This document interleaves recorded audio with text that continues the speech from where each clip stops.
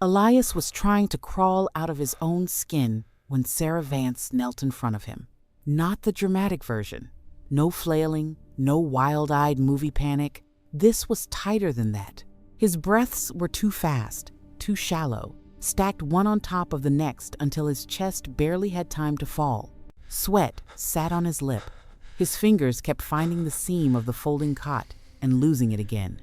The room smelled like wet canvas, stale coffee, iodine, old dust baked by bad wiring. Atlas stood 3 feet off Sarah's left shoulder, silent, still. Every line of him pointed away from the man on the cot. That alone was enough to make the back of her neck go cold. She took Elias by the jaw and turned his face toward the light. Pupils wrong.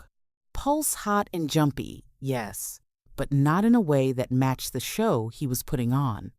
Too organized, too patterned. She heard Marcus moving somewhere behind her, heard the drag of a boot on concrete, and tapped her thumb twice against her thigh before she could stop herself. Elias tried to say something.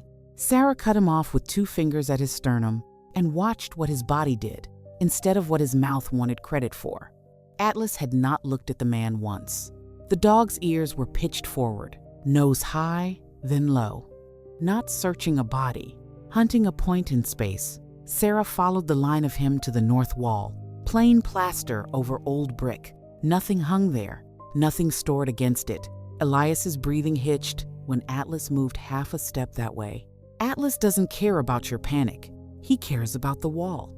Her voice came out flat, almost bored, the tone she used when a room was already trying to lie, and she did not intend to help it.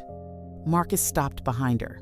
Elias blinked hard, offended and scared, in the same breath. Sarah rose, crossed the room, and felt the air change before she touched anything. Not warmer exactly. Wrong. She set her bare palm against the plaster. The wall should have been cold. It was after 2. The generator out back had been whining all night, and the whole building held that damp coastal chill that climbed through boots. But one patch low on the wall held a little pocket of stored heat, no bigger than a paperback, as if something on the other side had been working just hard enough to matter. She kept her hand there and let the room settle around her. Elias dragged in another breath behind her. Atlas locked harder, weight creeping onto his front paws. Somewhere outside, the generator coughed, not loud, just a small stumble in the rhythm. At that exact beat, buried in the plaster under Sarah's hand, something gave a tiny mechanical sound.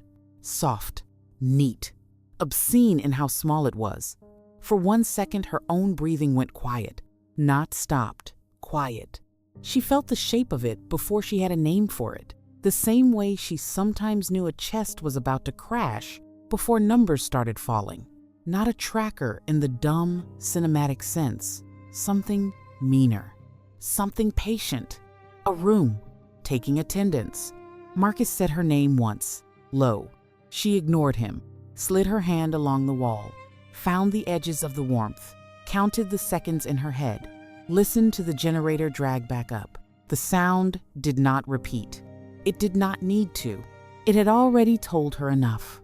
Atlas shifted closer to the baseboard and held there, staring like he wanted the wall to admit what it was. Sarah looked back at Elias, at the sweat, the fast breathing, the false center of his distress, and saw the rest of it align, not spiraling, reacting. A body that had learned something was wrong before the conscious brain had caught up. Marcus moved into her peripheral vision, broad shoulders filling too much of the room. He had the decency not to crowd her. What is it? She hated that question when it came too early. It invited naming before thinking. She checked the vent above the shelf unit, the seam around the outlet, the cheap lamp on the crate, every stupid domestic detail people trusted because they wanted to be indoors and alive at the same time. The heat was still in the wall. The dog was still fixed on it. Chloe, somewhere in the next room with a headset and a bad monitor, muttered to herself over a wash of low static. Sarah tasted mint gone flat at the back of her tongue and realized she'd bitten through half a tab without remembering it. If this house was safe, my dog would be bored. That got Marcus all the way quiet. It should have. Atlas was trained to ignore human noise, pain, pleading, confusion. For him to dismiss Elias and go to structure meant he had found a cleaner truth than the one in front of their faces. Sarah crossed to the breaker panel beside the rear door, already hearing the next minute before it arrived. Another generator dip, another little handshake in the wall, another confirmation to whoever had planted it that the room was occupied by something worth collecting. She did not explain. Explanations were what people asked for when they still believed time was available. She flipped the cover up, met Marcus's eyes once, and said, "Kill the lights. Now." Darkness hit the room so fast it felt physical. The lamp died, the hallway glow vanished, and for half a second, the safe house seemed to inhale and hold it. Sarah could still see the wall in her head, the warm patch low on the plaster, the place Atlas had fixed on as if he could stare straight through brick. Then even that ghost image thinned out. What remained was sound. Elias, dragging air through a throat gone dry. Atlas, breathing through his nose, quick but controlled. Somebody brushing a sleeve across cheap, painted drywall. The generator outside settled into a lower, rougher hum after the load change, and every nerve in Sarah's body waited for that tiny relay sound to answer it again. Marcus was close enough that she could hear the restraint in him before he spoke. "I need certainty, Sarah." He kept his voice low, not challenging her, not grandstanding. That was the problem with competent men under pressure. When they pushed back, they usually had a reason worth respecting. Sarah slid one hand out until her fingertips found the rear door frame. Old wood, splintered edge, metal latch cool as pond water. She tapped her thumb twice against it. "Move first, explain later." Nobody moved for one beat. Then the room broke into the kind of disciplined confusion that cost real money. Fabric rasped, Velcro tore.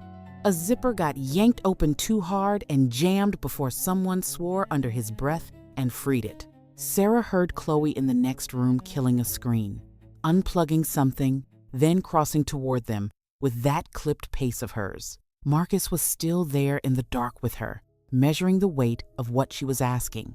The whole night, maybe more than the night, he had routes in his head, safe nodes, fallback shells, names he did not say out loud because saying them made them vulnerable. If we move, we burn the rest of the night. Sarah knew.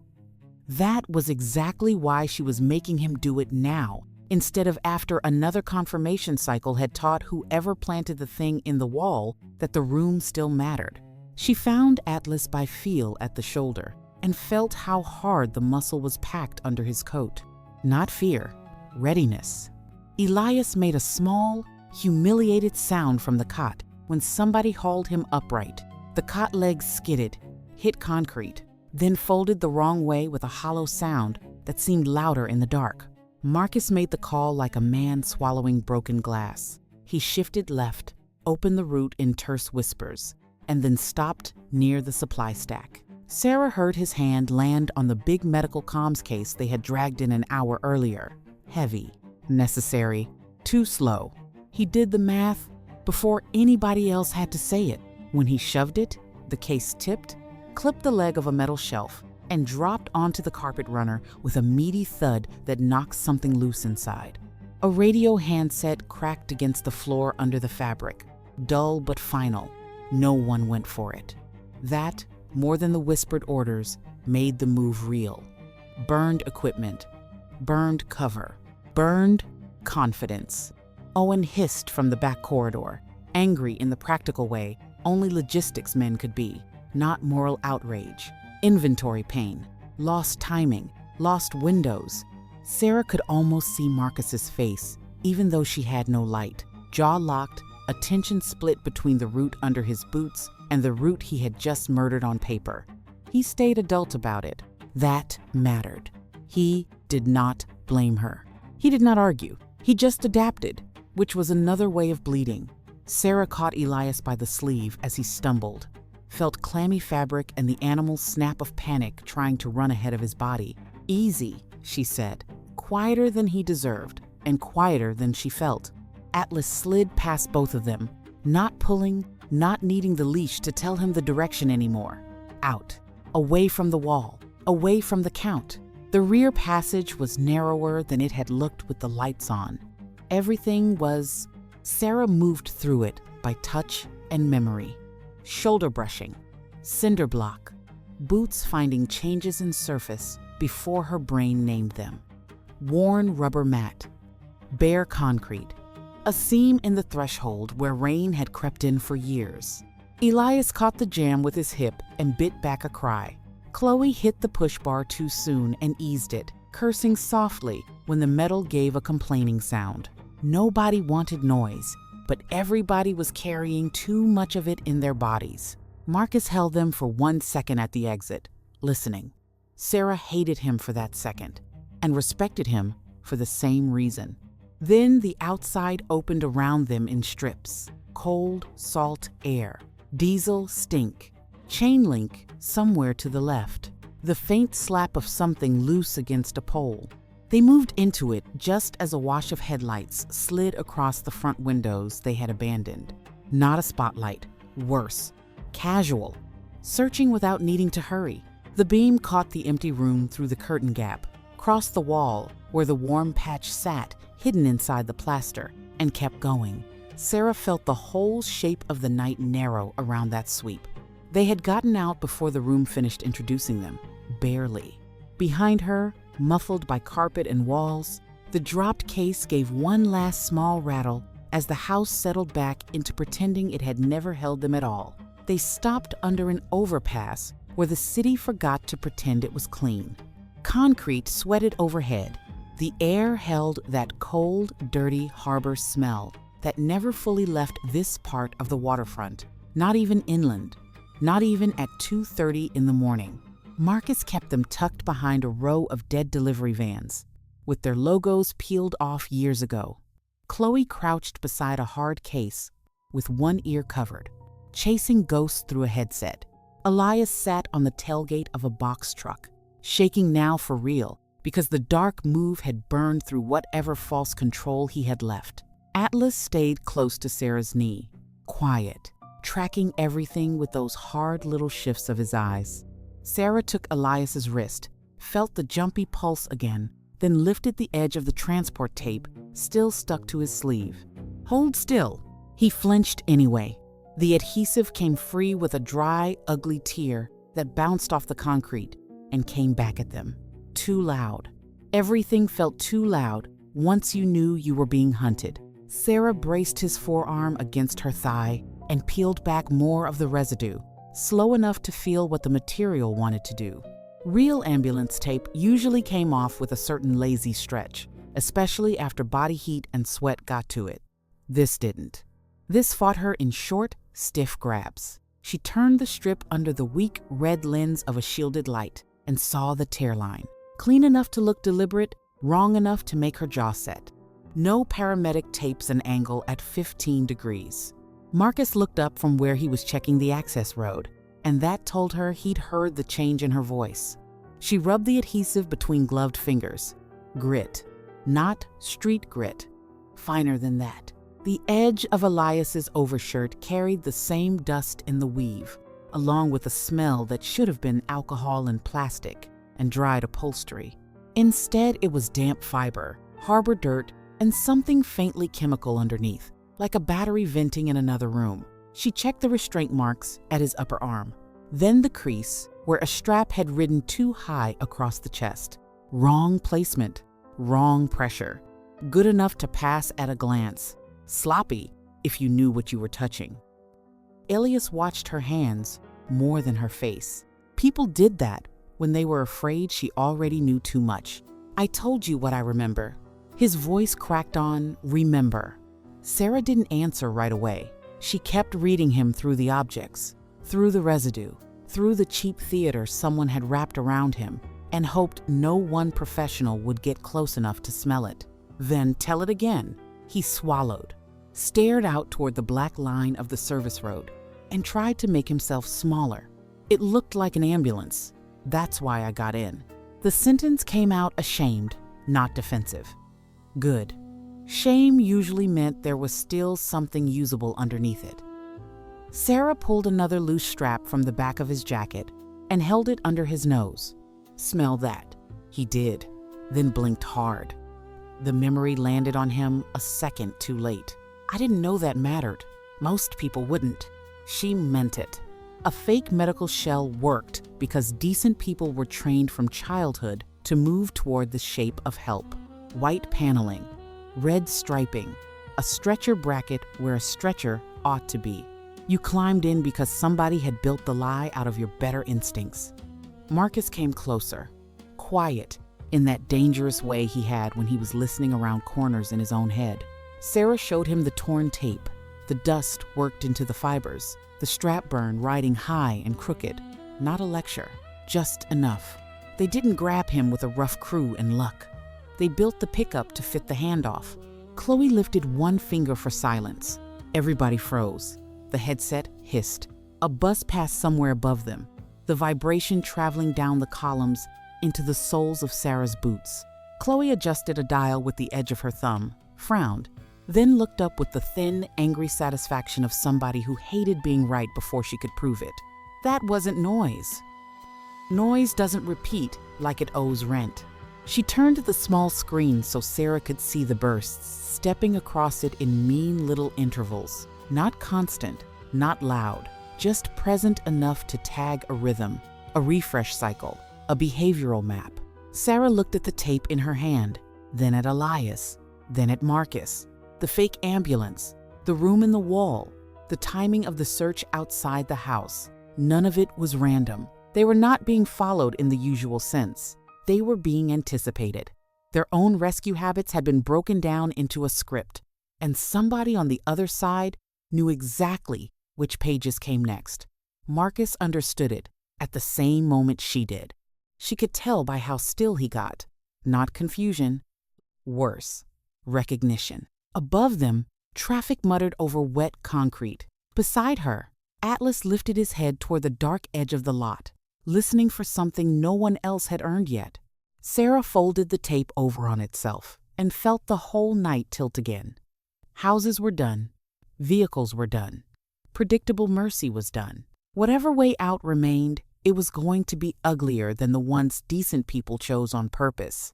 The waste yard sat out past the last row of legitimate businesses, where the city turned into scraped ground, busted fencing, and piles of things nobody wanted to admit still existed. Sarah went in low, one hand on Atlas's harness, boots sinking into damp grit that smelled like rot, hot metal, and old rain trapped under trash.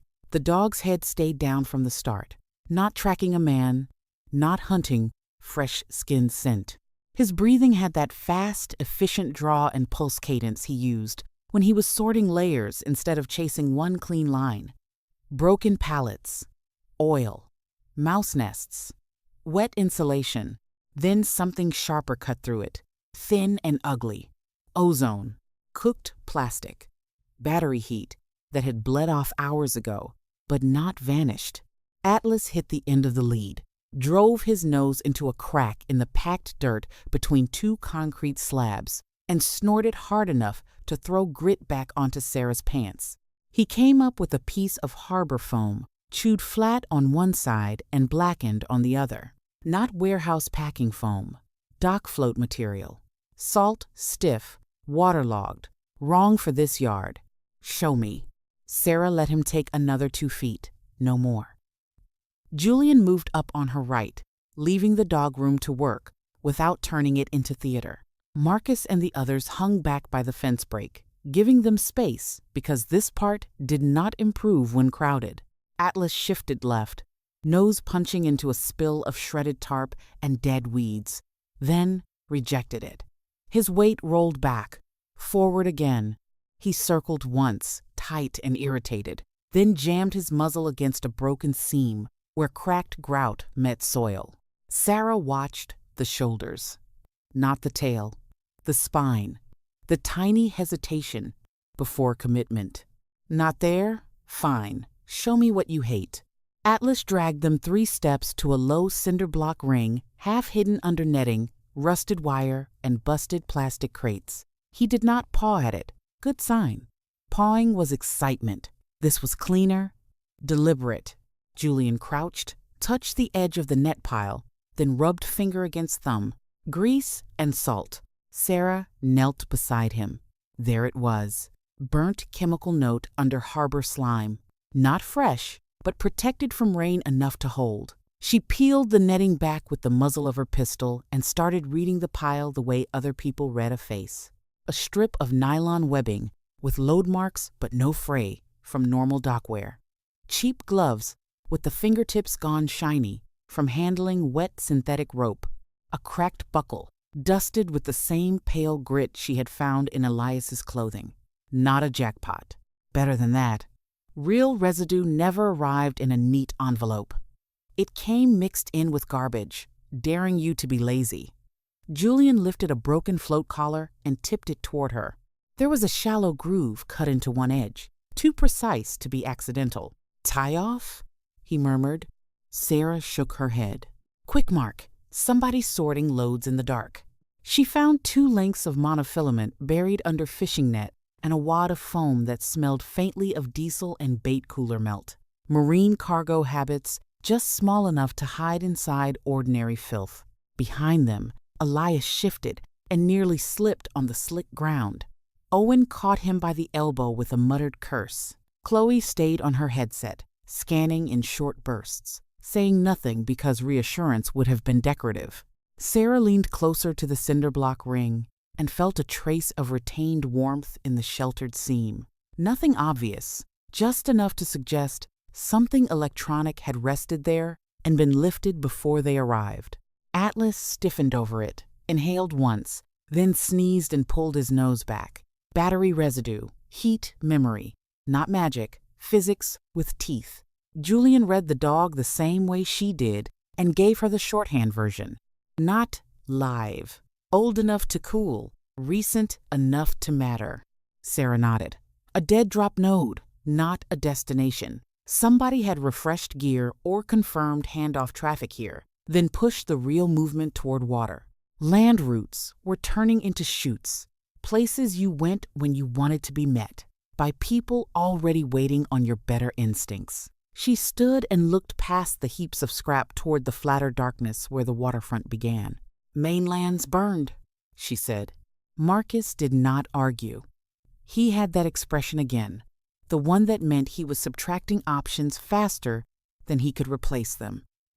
Owen did. Of course he did.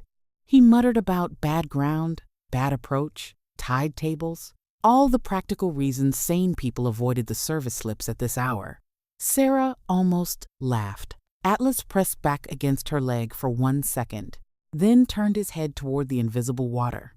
Not eager, not theatrical, just certain enough to hate it first. That was useful. Useful beat comfort every time. Sarah clipped the foam chunk to a cargo pocket, gave the yard one last scan, and felt the roots settle into place with all the charm of a blade laid on a table. The only survivable choice was the one that took them where they were weakest. Out toward the water, where sound carried, cover thinned, and whoever was hunting them would assume decent operators would rather die inland than trust the seam between pilings and black tide. "Move," she said. Nobody liked the word.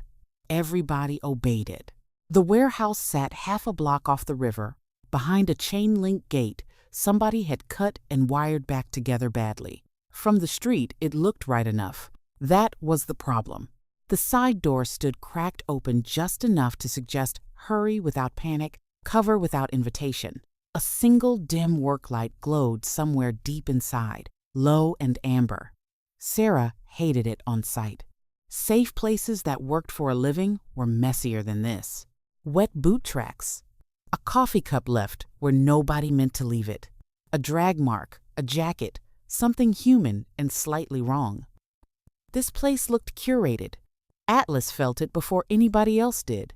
He hit the edge of the threshold, locked from nose to tail, and his nails scratched once across the concrete as he tried and failed to find purchase going backward. Julian shortened the lead without hauling on it. He doesn't like that doorway. I don't either. Marcus came up on her left, weapon low, eyes working the frame, the gap, the angle of the light. Sarah saw the same things he did, and one thing he didn't.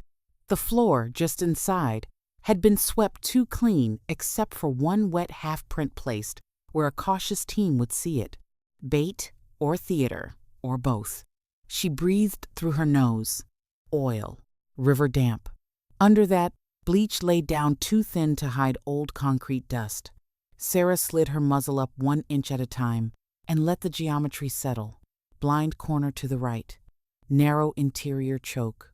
Stack of plastic bins, too square to trust.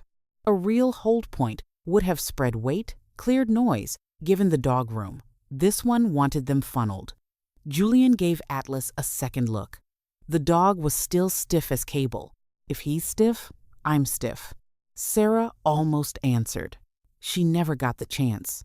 There was a faint metallic scrape inside, small enough to miss if you were listening for footsteps, and then the dark on the right side of the doorway tore open with muzzle flash. No shouting, no warning.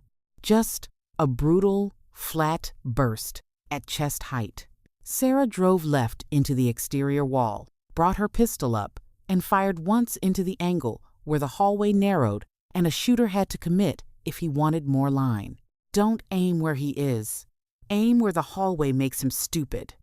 The shot wasn't magic. It bought shape, nothing more. The return fire cut splinters off the frame and punched dust out of the block beside Marcus's head.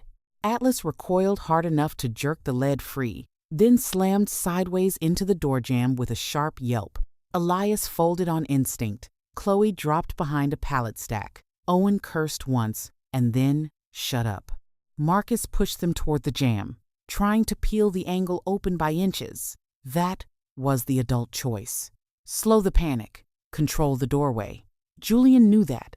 He also knew Atlas was blown. Elias was dead weight in the lane, and every second on the threshold gave the shooters a cleaner picture. The clock got into him. Sarah saw it happen in one quick compression. Shoulder down, weight forward. Decision already made before language could catch it. Julian drove through the gap too fast. His left side clipped the steel edge of a shelving unit hidden just inside, and the next round came through the torn opening and impacted his upper shoulder. Enough to spin him, jam him half through the doorway, and trap him between metal rack and frame. Fabric ripped loud as paper under strain. Atlas tried to launch on pure training and got nothing but noise and pain for it. His paws skated. Another shot cracked close. Concrete spat chips across Sarah's wrist. She grabbed the back of Julian's plate carrier, hauled once, and felt the immediate dampness hit her knuckles through her glove. Marcus laid 2 hard rounds into the blind corner, not to clear the room, just to break its timing. That worked. Barely. Owen got Elias moving by the collar. Chloe Crabbe walked backward, dragging the dropped med pouch with one hand.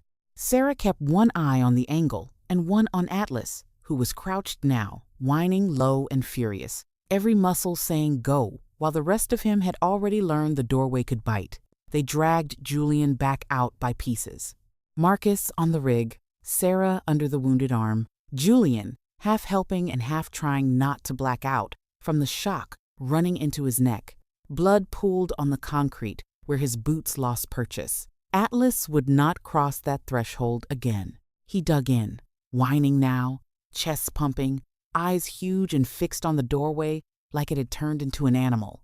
Sarah had seen dogs scared, hurt, overamped. This was different. The forward part of him had cracked. Whatever confidence had made him hit a problem head-on was gone for the moment. Maybe longer. Marcus shoved them behind a loading crate and took count in one breath. Nobody lost. Not yet. But the false safe house had done its work. It had taken the last clean piece of confidence they had left and ground it into the floor. They made it 2 buildings over before Marcus called the halt. Not a safe halt, just the first place, with enough concrete around it to break lines of sight and enough darkness to hide a team being worked on. The old power station corridor smelled like wet dust, rust, and that sharp metallic note that hung in the air when trauma happened too fast. Sarah shoved Julian down against the wall and cut his sleeve and plate carrier straps apart with trauma shears. The blades bit metal, then fabric, then skin-close layers with a harsh, dry sound that echoed down the corridor. He sucked in a breath through his teeth and tried to turn away. She planted one hand against his sternum and kept him where she wanted him. The wound was high in the shoulder pocket, serious but not immediately fatal, which was the only good news anybody was getting. She applied pressure hard enough to make his boots scrape against the floor. Glass grit crunched under her knee. Marcus knelt long enough to give her the number she hated and respected. 90 seconds. Maybe less. Owen was already muttering about tide windows like a man reciting scripture he didn't believe in until he had to. Chloe stayed at the corridor mouth, listening with her whole body. Julian tried to make a joke and failed halfway through it. Good. She had no use for brave chatter. Sarah checked the wound margins, felt where the round had damaged the shoulder without destroying the joint, then packed gauze into the track until his breath broke into pieces. "Look at me. You can lie later. Breathe now." He did, barely. She wrapped the pressure dressing low and tight, pulling the bandage until the trauma wrap rasped against itself like dry paper on stone. Pain is information. Don't romanticize it. Sweat ran off his jaw and hit the front of his vest. He nodded once because speaking would have wasted oxygen and dignity in equal measure. Atlas should have been ranging the corridor, checking air, feeding on forward motion. Instead, he was glued to Sarah's left hip, sniffing in frantic little bursts, then flinching from sounds that would not have touched him an hour earlier. His chest fluttered. His ears kept going up and back, up and back. There was a smear along his flank where he had slammed the jam, and one front paw landed gingerly before he pulled it back again. Sarah reached for him without softening, fingers along ribs. Quick pressure. No break she could find, but tenderness and shock already building under the coat. He's not spiraling. He's reacting. The dog's forward gear had stripped out. Petting him wasn't going to weld it back in place. Marcus gave her 60 seconds with his silence, which was how he pressured people when he still wanted them functional afterward. Sarah used every one. She checked Julian's hand for grip, his eyes for drift, his breathing for stability. Still with them. Good enough had to become good enough fast. Owen crouched at the far end of the corridor and peered through a busted service door toward the river dark. The slip was still bad ground, still the kind of approach decent operators avoided unless somebody had burned every other answer. That had happened. Chloe came back from the corner with 2 fingers up, then 1, time compressing. Not contact yet, but close. Atlas heard something behind the walls and shrank instead of driving toward it. That changed the math more than Julian's injury did. A wounded man could still follow orders. A rattled dog took pieces of your plan with him when he went backward. Sarah wanted another wrap around Julian's shoulder. Wanted to clean the edges, get a better look, check Atlas's paw under real light, listen to his lungs twice instead of once. Wanting was cheap. She shoved a compressed dressing packet into Julian's good hand, told him where to hold if the wrap slipped, then jammed the shears back into her kit. The floor under them was scored with old drag marks and glittered with broken safety glass. Everything about the place said people had once believed it could be controlled. She cinched the last pass of the wrap, knew it wasn't enough, and stopped anyway. That was the ugliest part of the job sometimes. Quitting before you were finished, because the clock had more authority than skill. Sarah grabbed Julian by the collar and harness and hauled him upright before his body was ready. His knees almost folded. He caught himself on the wall with a sound halfway between a grunt and a swallowed groan. Atlas startled at the motion, then pressed in against Sarah's leg so hard she felt the tremor through her pants. Not courage. Need. Up, Marcus said. No anger in it. No comfort either. Owen looked back from the door and said the water route was still barely there if they moved now.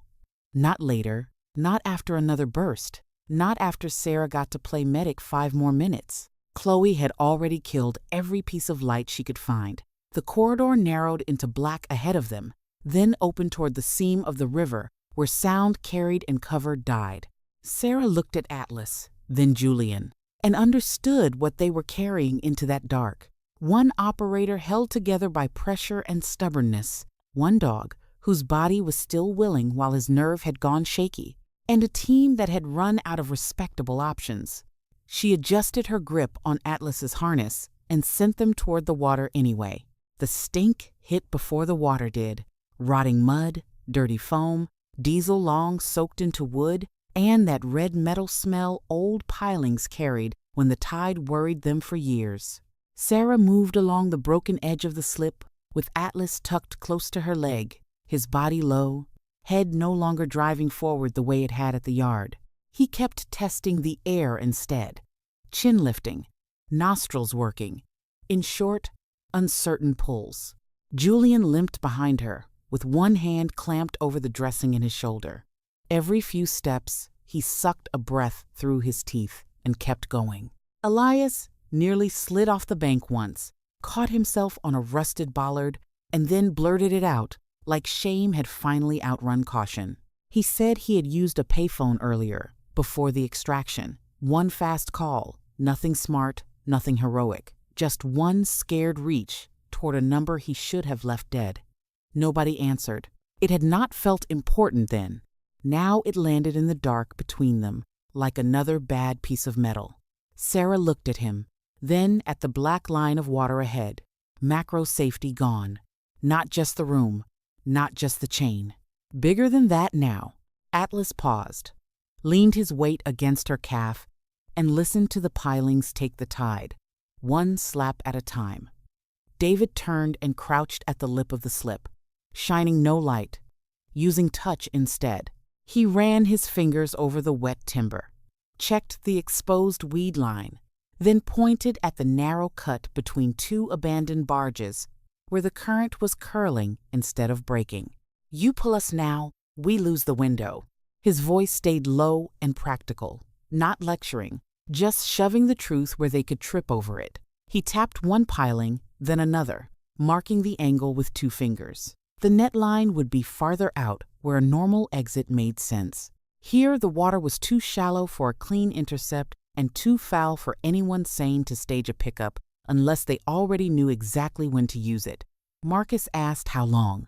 David spat into the mud and watched where the tide dragged it.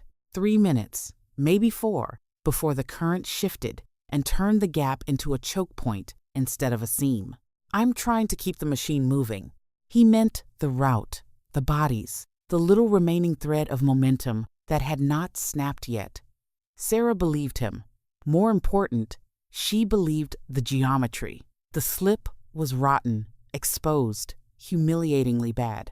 That was what made it plausible now. Atlas changed first. At the yard he had worked with, his nose buried low, sorting residue out of filth. Here he went still and tilted his chin up, tasting the air above the waterline. His ears twitched toward a hull 30 yards out, then toward the shadow, under the catwalk. Not a launch picture, a warning picture. Sarah liked that less, but she trusted it. Easy, she murmured, keeping the harness short without hauling him. Julian saw it too. No bravado left in either of them. The dog's nerve had gone thin, but the reed was still clean. Human presence somewhere ahead, held tight, waiting for movement instead of making it. Chloe crouched by a broken winch housing and listened to her receiver like she was trying to hear a mosquito through rain. Marcus kept Elias low, behind a stack of split pallets, and looked back once at the road they were not taking. There were no miracle boats idling in the reeds, no clean exfil platform, no hidden ladder out of the story. Just the seam, the tide, the black water slapping the piles, and the knowledge that any land route worth choosing had probably already been priced into the hunt. Sarah touched the foam clipped to her pocket and felt how wet it still was. Marine handling, recent enough to matter, not recent enough to save them from it. She made the call because nobody else had enough hands free to do it. Marcus had command. David had the water. Chloe had the signal picture. Sarah had the threshold between all of it, the part where theory had to become foot placement and breath. She took Elias by the sleeve, shoved him toward the first slick timber brace, then guided Atlas down the bank. Mud sucked at her boots and let go with wet, obscene little sounds. Julian followed slower than he wanted to, one arm useless, the other white-knuckled on the rail. Atlas stopped once when the water touched his paws, not from cowardice, but from the new uncertainty living in him now, then stepped again because Sarah stepped. The river answered with a cold slap against the pilings and a shift of oily foam around their shins. Behind them, the city stayed indifferent. Ahead of them, the dark under the barges looked close enough to crawl into and deep enough to drown in. David counted the swell under his breath and gave Marcus a nod that meant now or never without the drama. Sarah felt the whole team exposed in the open seam of that black water and understood that this was the last kind of route decent people ever wanted, the one you took only after the safer habits had all tried to kill you.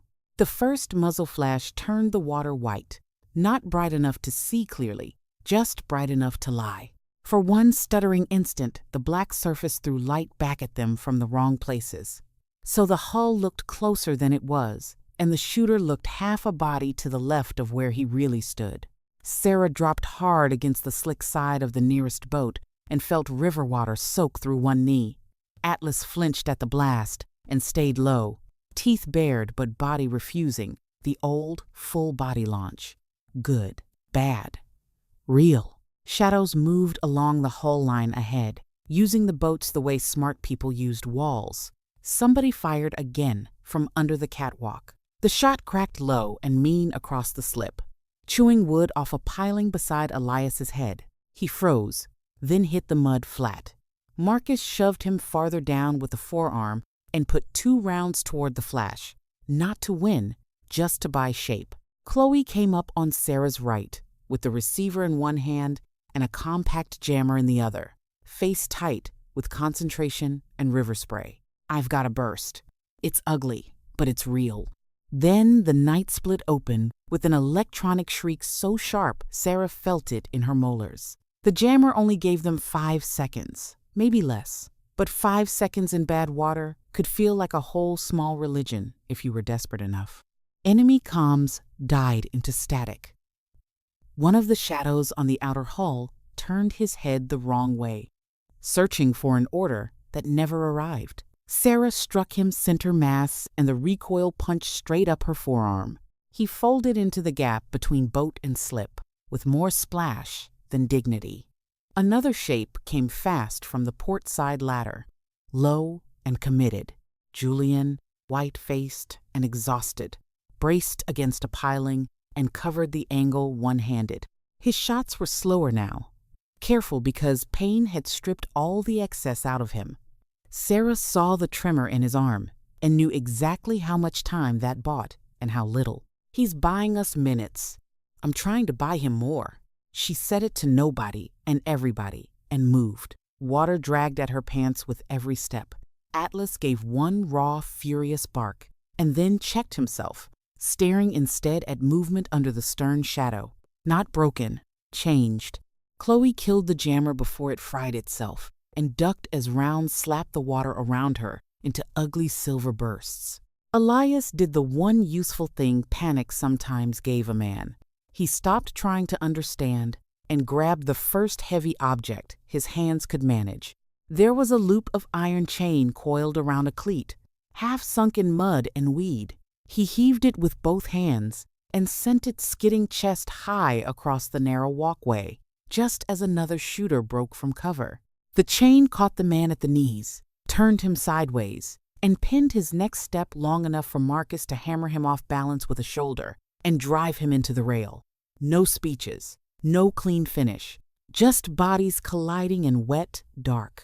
Sarah went past them because the last figure in the line was trying to peel away toward the boat with one hand locked protectively over the front of his flotation vest. That mattered. She tracked him through the bad reflections, saw the muzzle start to come up, and struck him high near the collar where the vest opened. He stumbled, hit the hull, and slid. Sarah was on him before he finished falling. The vest material was slick and overbuilt, straps water-swollen and stubborn under her fingers. She found the sealed flap by feel, tore it loose, and ripped a hard rectangle free from inside. Plastic over laminate, waterproof, compact, not paperwork, routing data, or the field version of it. Marcus made the retreat call the second the packet hit Sarah's hand. No hesitation left in him now. He dragged Elias by the jacket, shoved Chloe toward the cut in the piling line, and turned once to make sure Julian could still move under his own weight. Sarah backed with Atlas, pressed to her leg, weapon up, packet stuffed inside her vest where river water and bad luck would have to work harder to take it. The black water kept throwing false light in her eyes from every angle. Somebody farther out tried one last shot and hit nothing but chain and spray. The sound went flat under the fog, rolling in off the channel. David was already knee-deep at the seam, waving them toward the narrower current line before it closed. Julian stumbled, recovered, stumbled again. Atlas refused to surge ahead, but he stayed with Sarah, matching her step for step in that altered, wounded way of his. Behind them, the hulls knocked against their lines like slow, patient teeth. Ahead of them, the river opened into gray vapor and no promises. Chloe's jammer still rang in the bones of Sarah's face. The packet felt absurdly small against her ribs for something that had just rearranged the whole night. They did not escape clean. They did not win clean. They just got out with the one piece of truth the other side had thought worth waterproofing and disappeared into the fog before the water could decide it wanted them too. Marcus took the packet from Sarah and slapped it onto the Admiral's desk hard enough to skid through the halo of lamplight and stop against a leather blotter dark with years of hands that had never touched river mud. Nobody saluted. Nobody asked permission to sit. The office was too cold, too clean, too carefully sealed against the outside world. Sarah could smell it anyway on all of them. Dried blood, harbor silt, wet nylon, burned electronics, the sour edge of fear after it had finished doing useful work. Marcus stood beside her with one sleeve stiff from somebody else's injury and water still drying in gray lines on his boots. Chloe leaned on the wall because if she stood straight, she was going to shake. David looked like he'd aged 5 years and hated every one of them. Julian stayed near the door, pale and braced, his bandaged shoulder dragging him sideways. Atlas lay against Sarah's shin on the polished floor, panting slow and tired, leaving a dark crescent of mud where military-grade cleanliness met the real world. The Admiral picked up the packet with 2 fingers and turned it once under the light. Waterproof laminate, routing codes, handoff intervals, quiet little pieces of a machine nobody in that room wanted to admit existed until it touched their desk. He did not ask where they found it. That was the first honest thing he'd done. He slid the packet open, read the printed metadata, then laid it flat, with the care of a man realizing the floor under him had been hollow longer than he knew. Sarah watched his eyes move, not his face. Faces lied for rank. Eyes were work. There it was, the small pause at one routing code, the fraction of a breath when he found the refresh schedule, the stillness that came when a theory stopped being theoretical and started carrying names. Marcus broke the silence before anybody else could soften it. "You've got 10 seconds to make me hate this less." The Admiral didn't look insulted. He looked tired. More tired than a man in pressed whites had a right to look. He asked one question about chain custody, another about the seal strip, and Sarah answered both without decoration. Then she put 2 muddy fingers on the desk and tapped the line that mattered. Not the roots, not the timing, the repetition. The last safe house wasn't the building, it was the habit. Nobody argued with that. Not after the wall, not after the false hold, not after the river. The trap had never needed omniscience. It only needed decent people to keep doing what usually saved lives. The order went out without theater. No raised voice, no pounding fist. The Admiral lifted a secure phone, spoke in clip numbers and surnames, and locked 3 careers in a box nobody outside the building was supposed to know existed. Internal review, restricted access, route authority frozen pending compartmented inquiry, logistics assets audited under seal. The language was dry enough to powder the air, but Sarah heard the concession underneath it. He believed them. Worse for him, he believed the packet. That mattered more than any apology would have. Marcus absorbed the rest in silence until the line about operational movement controls landed. Compartmented from here on out. Then his mouth tightened in a way that had nothing to do with pain. Chloe laughed once, short and ugly, because being proven right apparently came with a leash. David stared at the window as dawn turned the harbor into a pale sheet of tin, and understood before anyone said it that the network outside this room was bigger than one leak, one office, one compromised chain. It had branches, rhythm, redundancy.